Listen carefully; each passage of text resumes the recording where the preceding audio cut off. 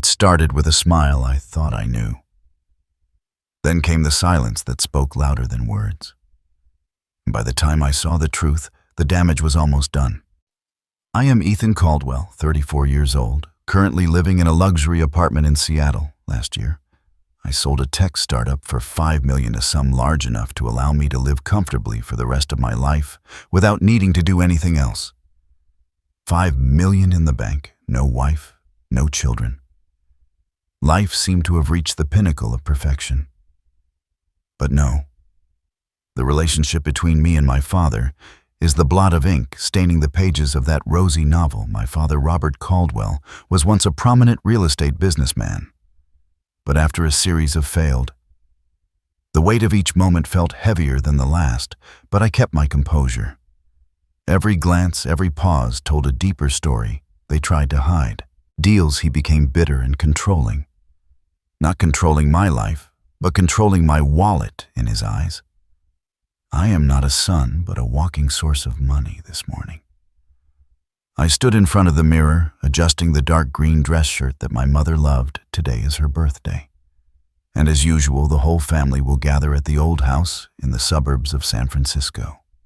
I took a deep breath, trying to shake off the heavy feeling that always comes when I think about facing my father. The man who in all my life has never hugged me, never asked if I was. I noticed the small cracks in their perfect act and waited. My silence was my shield, my eyes sharper than ever. Okay. And only ever looked at me as if I were a walking safe, in truth. That's still far kinder than how he treated me when I was a child. He was an alcoholic, and whenever he was drunk, he would drag me out and beat me. No reason, no warning. Those memories are etched into me like scars that never heal. And every time I face him, those scars bleed again. I drove my BMW X7 smoothly along tree-lined roads, the afternoon sunlight dancing on the windshield. I turned on the radio, trying to let the music drown out the tangled mess of thoughts in my head when every glance, every pause told a deeper story they tried to hide. And as the pieces fell into place, so did my plan. Pulled up in front of the familiar two-story wooden house, my mother was already standing at the door. Her smile as radiant as the sun. "Ethan, you're here," she exclaimed, hugging me tightly. The familiar scent of her lavender perfume warmed my heart, as if it soothed some of the wounds within me. The party took place in the backyard garden. Lanterns hung delicately. Cheerful laughter mingled with the soft strains of jazz music. My mother, Margaret, was the center of everyone's attention. At 60, she still exuded elegance, her silver hair. My silence was my shield, my eyes sharper than ever. The weight of each moment felt heavier than the last, but I kept my composure. Neatly pinned up, her brown eyes sparkling with gentleness, I looked at her silently, grateful that no matter how the world turned upside down, my mother remained my anchor. My father, as usual, stood in a corner of the garden, a glass of red wine in hand. His cold gaze sweeping over the crowd. He wore a gray suit, still looking distinguished, but his smile always sent a chill down my spine. I tried to avoid him, focusing on chatting with a few relatives. But I couldn't shake the feeling of his eyes following my every step. Then my father's voice rang out as the pieces fell into place, so did my plan. I noticed the small cracks in their perfect act and waited. I was grabbing some cake from the buffet table. I turned around to see him approaching, a glass of shimmering red wine in his hand. "Have a drink with your father, son. A special glass just for you." He emphasized the word special, his smirk making me uneasy. I took the glass, my fingers gripping it tightly. "Thank you, Father," I said, trying to keep my voice steady. My mother was nearby, laughing with Aunt Susan, and I didn't want to do anything to worry her. I raised the glass and took a sip. The wine was rich, slightly bitter. The weight of each moment felt heavier than the last, but I kept my composure. Every glance, every pause told a deeper story they tried to hide, but nothing seemed unusual. I looked at my father. He nodded as if he had just completed a task. Just a few minutes later, my head began to spin. Everything around me became blurry. The laughter, her shots of the laughter and chatter of the guests echoing, as if from a distant place. My heart pounded, my breathing grew heavy, as if the air was being sucked away. "Mom?" I whispered, trying to walk toward her, but my legs wouldn't obey. I stumbled, the wine glass falling to the grass and shattering. When I woke up, I found myself lying on the old bed in the upstairs bedroom. My head, I noticed the small cracks in their perfect act and waited. My silence was my shield, my eyes sharper than ever. Throbbed my body, felt drained of all strength. My mother sat beside me, her hands tightly clutching mine, her eyes red and swollen. "Ethan, are you okay?" "Oh God, I was so scared." Her voice trembled as if she had just lived through a nightmare. "What happened?" I mumbled, trying to piece things together. The image of the wine glass, my father's smile, and the dizziness came rushing back like a wave. I looked at my mother, searching for answers in her eyes, but she only shook her head, stroking my hair the way she did when I was a child. "You passed out, and every glance, every pause told a deeper story they tried to hide." And as the pieces fell into place, so did my plan. The garden. "Your father said you drank too much, but I know you didn't. You only had one glass, didn't you?" She looked at me, her eyes full of worry. I nodded, my throat dry. One glass, just one glass of wine for my father. I held my mother's hand, feeling her fingers tremble slightly. The room was silent, save for the ticking of the clock on the wall. I wanted to say something to reassure her, but I was drowning in a sea of doubt myself. The glass of wine, my father's cold smile, and the sensation of being drained of life, all were pieces of My silence was my shield, my eyes sharper than ever.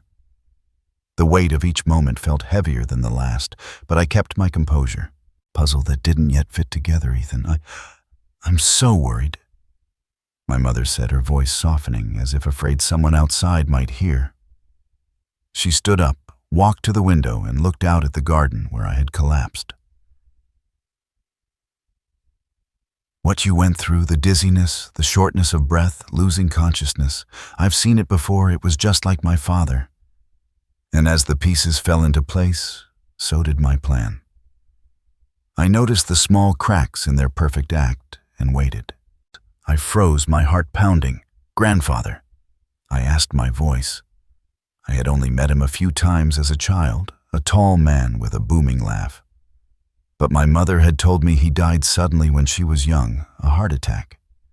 She had said she turned back to me, her eyes red, her hands clasped tightly as if to keep herself from falling apart. Yes, my father collapsed like that too. After an evening of drinking with friends, he was healthy, Ethan. Just like you, no illnesses, no warning signs. But the next morning he didn't wake up. Her voice trembled, each word seeming to be. The weight of each moment felt heavier than the last, but I kept my composure. Every glance, every pause told a deeper story they tried to hide. Dredged up from an old buried pain, I stood and walked to her, placing a hand on her shoulder. "Mom, I don't think it was an illness." I hesitated, unsure whether to voice the suspicion screaming in my head. But her eyes, filled with both fear and hope, compelled me to speak. "I get regular checkups. You know that my heart, my blood, everything's normal, no signs of any hereditary conditions." She looked at me, her eyes widening as if she had just realized something horrific. "Then, what do you think happened?" she whispered, her voice barely. I noticed the small cracks in their perfect act and waited. My silence was my shield, my eyes sharper than ever. Audible, I took a deep breath, feeling as though I were standing on the edge of an abyss. "Mom, I think there was something wrong with the glass of wine Dad gave me." The words spilled out, and I saw her step back, her hand covering her mouth, her face paling. "Ethan, what are you saying? Robert is your father?" Her voice was filled with pain, but I caught a flicker of doubt in her eyes. "I know," I said, trying to keep my voice steady. "But didn't you notice he kept emphasizing that the glass was special?" I drank it, and then I collapsed. Every glance, every pause told a deeper story they tried to hide. And as the pieces fell into place, so did my plan. I wasn't drunk, Mom. I only took one sip. I paused, looking directly into her eyes. You thought it was strange too, didn't you? Dad said I drank too much. But, you know the truth, my mother sank into a chair, her trembling hands clutching a cold cup of tea. She was silent, but I could see the struggle within her, between her love for my father and her maternal instincts. I don't want to believe it, she said, her voice breaking. But it's true, I did find it odd. Your father insisted you were drunk. But I looked at you, and I knew you weren't. We sat there. My silence was my shield, my eyes sharper than ever. The weight of each moment felt heavier than the last, but I kept my composure, in silence like two weary travelers lost in a storm. I took her hand, squeezing it tightly. Mom, I'll find out what happened. I don't want to suspect Dad, but I need to know the truth. She nodded, her eyes brimming with tears. Be careful, Ethan. If you're right, I won't let anyone hurt you. As I left the house, I felt both relieved and weighed down. My mother believed me, at least in part, but the suspicion about my father, even as a mere thought, was like a crack in the foundation of our family. I drove home, my resolve burning. And as the pieces fell into place, so did my plan. I noticed the small cracks in their perfect act and waited. Fiercely, I would uncover the truth no matter how terrifying it might be. After the conversation with my mother, I felt like I was walking a tightrope. Each step trembling, the suspicion about my father clung to me like a shadow. But I had no proof, only the glass of wine, his cold smile and the gut feeling that I had narrowly escaped death. I wanted to forget to believe it was all in my imagination. But every time I looked in the mirror, I saw my own eyes. The eyes of someone who couldn't stand still. Thanksgiving arrived, bringing with it. The weight of each moment felt heavier than the last, but I kept my composure. Every glance, every pause told a deeper story they tried to hide. The biting cold of November, my mother called, her voice gentle but filled with hope. Ethan, come home for dinner, will you? Just one evening I wanted to refuse to stay far away from the house now, shrouded in darkness, but I couldn't bear to disappoint her. I'll come, I said, though my heart felt heavy as lead. The old house appeared under the glow of dusk, the light from the windows spilling out like small flames. I stepped inside, the smell of roasted turkey and pumpkin pie filling the air. But it did nothing to warm me. I noticed the small cracks in their perfect act and waited. My silence was my shield, my eyes sharper than ever. Mother hugged me, her smile still radiant. But I saw the worry hidden in her eyes. My father sat at the head of the dining table, a glass of red wine in hand, his gray suit impeccably pressed. He looked at me, his smirk sharp as a blade. Ethan, are you feeling all right after that fall in the garden? His voice was even, but I could hear the mockery in it. I sat across from him, forcing a calm expression. I'm fine, Father. Thank you. But my hands clenched under the table, my nails digging into my palms. My mother bustled about, bringing out dishes, every glance, every pause told a deeper story they tried to hide. And as the pieces fell into place, so did my plan. Chatter with Aunt Susan filling the air. But my focus was solely on my father. His gaze followed me like a predator stalking its prey when the main course was served. My father stood raising his glass. To family, to Thanksgiving. He said, his eyes locked on mine. He handed me a glass of red wine, its color glinting under the candlelight like fresh blood. Drink, Ethan. This one's special. My silence was my shield, my eyes sharper than ever. The weight of each moment felt heavier than the last, but I kept my composure. The word special rang out, identical to the night of my mother's birthday. My heart pounded, every instinct screaming number. I wouldn't let it happen again. I took the glass, my fingers trembling slightly. My mother was in the kitchen fetching dessert. My father watched me, his gaze challenging. In that moment, I knew I had to act. I pretended to drop my napkin, bending down to pick it up, and in a split second I swapped my glass with his on the table. The movement was lightning fast, unnoticed by anyone. I sat up straight, my heart pounding like a drum, sweat trickling down and as the pieces fell into place, so did my plan. I noticed the small cracks in their perfect act and waited. Forehead, my father raised his glass, took a large sip, then turned to talk to Uncle Paul. I gripped his glass now, mine, but didn't drink. I waited, watching 10 minutes, 20 minutes, nothing. I started to think I was paranoid, but then about 45 minutes later, my father stopped mid-sentence. He clutched his chest, his breathing labored. "Robert, what's wrong?" my mother cried, rushing to his side. He staggered, the wine glass falling to the floor and shattering. He clutched his head, his face ashen, then collapsed. My mother's scream tore. The weight of each moment felt heavier than the last, but I kept my composure. Every glance, every pause told a deeper story they tried to hide. Through the air, the dining table erupted into chaos. Aunt Susan calling for an ambulance. I shot to my feet, but not out of fear, because a horrifying truth was dawning on me. Dizziness, shortness of breath, fainting, just like me on my mother's birthday, just like my grandfather, as my mother had described. "Call an ambulance now," I shouted, but my eyes stayed fixed on my father. He lay on the floor, his breathing faint, his glassy eyes staring at me. In that moment, I saw a flicker of panic in his gaze, as if he knew what he had just. I noticed the small cracks in their perfect act and waited. My silence was my shield, my eyes sharper than ever. Drunk? The ambulance arrived and the paramedics took him away. My mother sobbed, clutching my hand. "Ethan, what's happening? Why is this happening?" I hugged her, but my mind was reeling. If I hadn't swapped the glasses, I would be the one lying there. The thought hit me like a knife. "Mom, I need to take a sample of the wine from that glass," I whispered. She looked at me, her eyes filled with horror, but she nodded.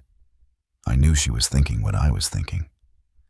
When everyone left, I quietly collected a sample of the wine left in my father's. Every glance, every pause told a deeper story they tried to hide.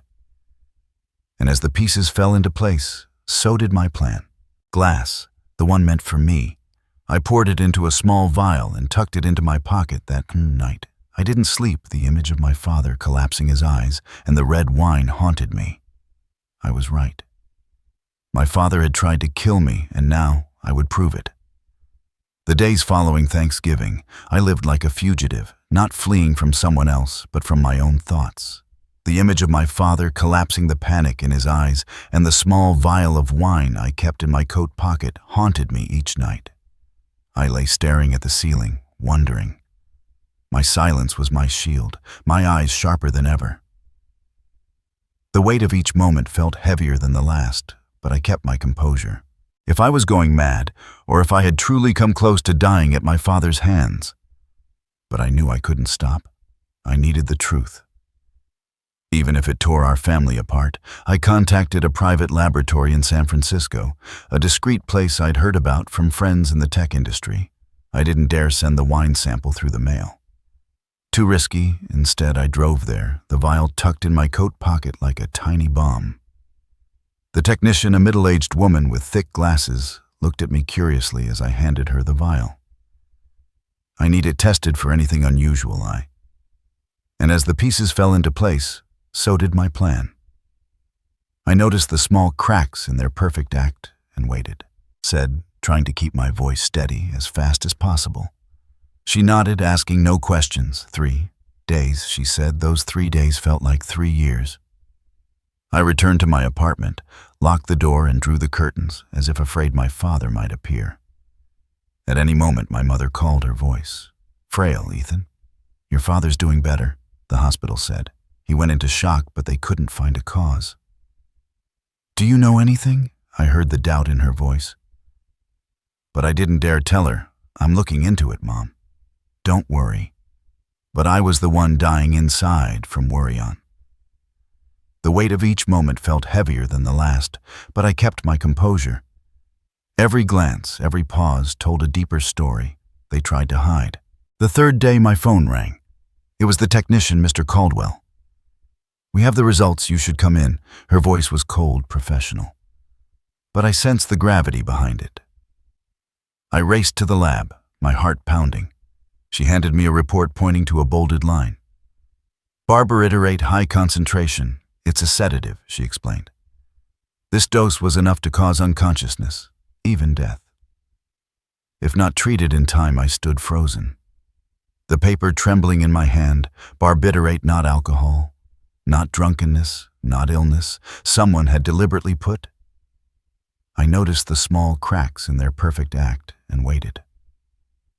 My silence was my shield, my eyes sharper than ever. Poison in my glass of wine, and I knew who I looked at the technician, forcing my voice to stay calm. Thank you, don't tell anyone about this. She nodded, her eyes full of sympathy on the drive back. I circled the city, my mind reeling my father, the man who raised me, the man I had once tried to please. Despite his coldness, why then I remembered my wealth, $5 million. No wife, no children. If I died, my father was the legal heir. The realization hit me like a punch to the chest. He didn't just want to control me, he wanted me gone. I parked by the bay, watching the every glance. Every pause told a deeper story they tried to hide. And as the pieces fell into place, so did my plan.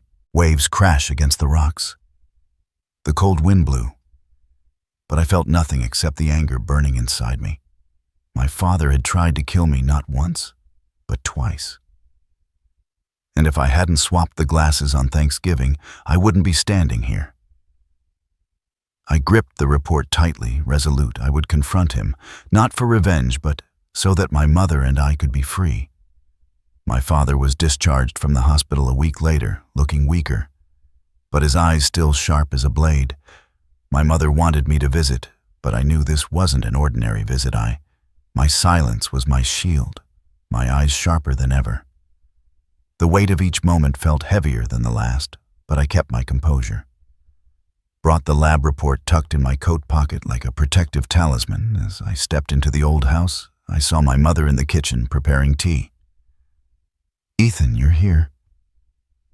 She smiled, but I saw the sadness in her eyes. "Your father's in the living room." I nodded, took a deep breath, and walked in. My father was seated in an armchair, a glass of wine.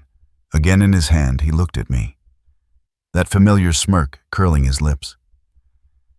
"Ethan, come to visit your old man. That's good of you." And as the pieces fell into place, so did my plan. I noticed the small cracks in their perfect act and waited. His voice was light, but I could sense the weariness beneath it. "I need to talk to you privately," I said, my voice firm. My mother was in the kitchen, out of earshot. He raised an eyebrow, gesturing for me to sit. I didn't.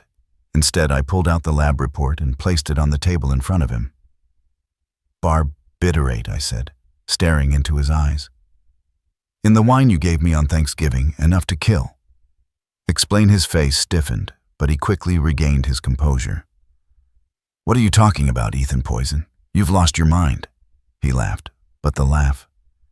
The weight of each moment felt heavier than the last, but I kept my composure. Every glance, every pause told a deeper story they tried to hide. Was forced unable to mask the panic in his eyes. "Don't lie," I said. My voice cold as stone. "I swapped the glasses with you. That's why you collapsed." "Not me. I have proof. The lab confirmed it. If you don't tell the truth, I'm taking this to the police." Silence, only the ticking of the clock and my father's heavy breathing filled the room. Then, like a wall crumbling, he slumped, his hands covering his face. "Ethan, forgive me," he whispered, his voice breaking. I only meant to knock you out. I was going to forge a will, take your money." I noticed the small cracks in their perfect act and waited. My silence was my shield, my eyes sharper than ever. "I'm in too much debt, Ethan. I had no way out." I stood there looking at the man who was once my father now.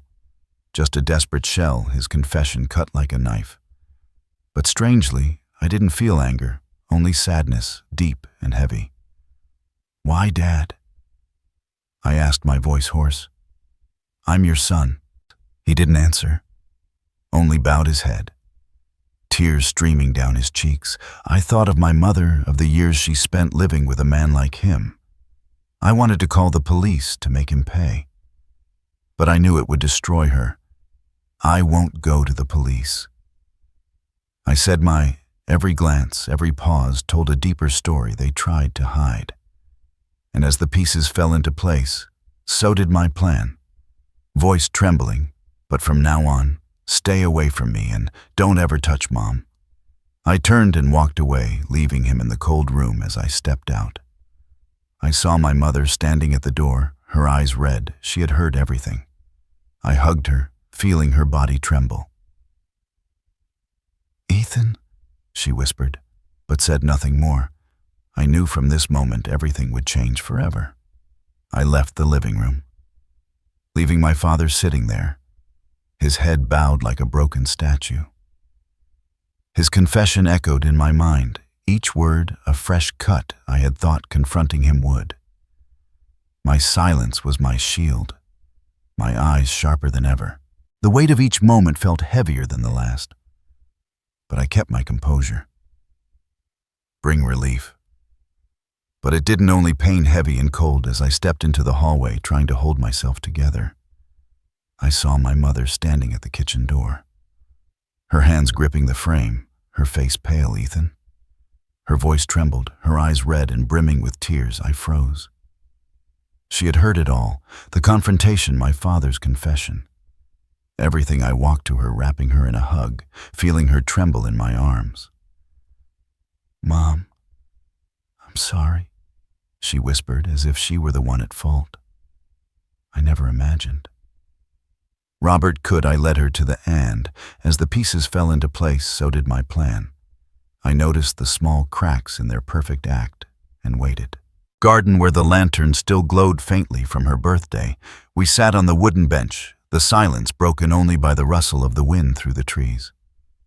I held her hand, waiting for her to speak. Finally, she took a deep breath, her voice steadier. "Ethan, I heard everything. What your father said, I can't believe it. But there's something I need to tell you." She looked at me, her eyes filled with both pain and resolve. "The symptoms you had on my birthday, they were exactly like my father's. He collapsed too after and the weight of each moment felt heavier than the last, but I kept my composure. Every glance, every pause told a deeper story they tried to hide. Evening of drinking with Robert, she paused as if summoning the courage to continue. My father died soon after. Everyone said it was a heart attack, but I always found it strange. He was healthy, no illnesses, and after he died, Robert inherited nearly all of my family's wealth. I felt my blood run cold. "You suspect Dad was involved in Grandpa's death?" I asked, my voice. She nodded, tears streaming down her cheeks. I didn't want to think it. "Ethan, I loved your father. I wanted to believe in him. But now, I'm afraid I've been living with a..." I noticed the small cracks in their perfect act and waited. My silence was my shield, my eyes sharper than ever. "Monster." Her words were like a cold wind stripping away any remaining illusions. I hugged her tighter, feeling her pain merge with mine. "Mom, if you're right, we need to find the truth," I said, my voice firm. "Not just for me, but for Grandpa and for you." She nodded, wiping her tears. "I'll help you, Ethan, no matter what happens. I want to know the truth." We sat there under the dim moonlight, mother and son now.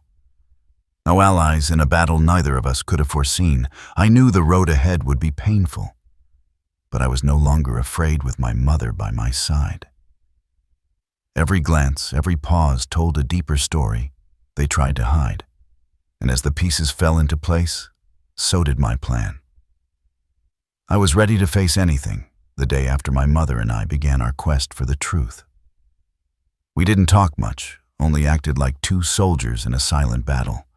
I suggested starting with the safe in my father's study, where he kept important documents. My mother agreed, though. I saw her tremble as she opened the door to that room. "I haven't been in here in a long time," she said softly. Robert didn't like me touching his things. The safe sat in the corner. A cold block of steel. My mother remembered the code their wedding. My silence was my shield, my eyes sharper than ever. The weight of each moment felt heavier than the last, but I kept my composure. Data detail that stung my heart inside. We found real estate papers, contracts, and an old worn leather-bound notebook. This was my father's journal, my mother whispered, her hands shaking as she flipped through the pages. The scrolled handwriting of my grandfather emerged, chronicling his final days. One entry stopped us cold. Robert's acting strange last night after a glass of wine. I felt dizzy. Short of breath, I suspect he means me harm. If something happens to me, investigate. My mother and I looked at each other, speechless, my grandfathers.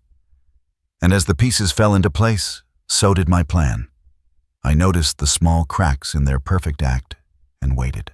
Words like a message from the past confirmed our fears. Mom, we need experts. I said I contacted a private investigator, Mr. Harris, who had helped a friend in a lawsuit. I also called a lawyer. Anna, who specialized in criminal cases, both agreed to meet with us. Harris suggested exhuming my grandfather's autopsy report. If there was poison traces could still be found, even after all these years, he said. With Anna's help, we obtained a court order. The exhumation process was slow. But the final results hit like a tidal wave, the autopsy report.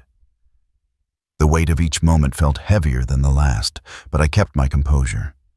Every glance, every pause told a deeper story they tried to hide. Revealed that my grandfather had been poisoned with a sedative closely related to barbiturate. Not a heart attack, not natural causes. We dug deeper. Harris uncovered forged documents in my father's inheritance records. Mismatched signatures, irregular transfer agreements. Each piece of evidence was a brick building, a wall of guilt around my father.